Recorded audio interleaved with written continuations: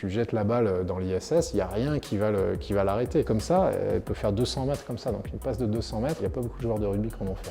Si tu devais faire un match dans l'espace, quelles règles tu imposerais?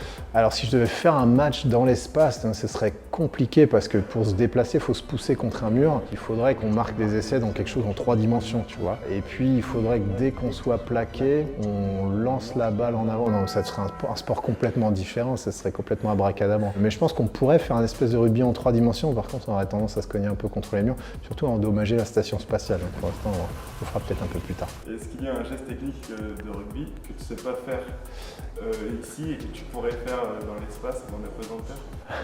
Ouais. Celui qu'on pourrait pas faire, c'est le drop, évidemment, parce que tu lâches la balle et elle descend pas, elle rebondit pas, donc évidemment là t'as pas l'air d'un champion. Celui qu'on pourrait faire, c'est des passes de 30, 50, 70 mètres. Tu jettes la balle dans l'ISS, il n'y a rien qui va l'arrêter.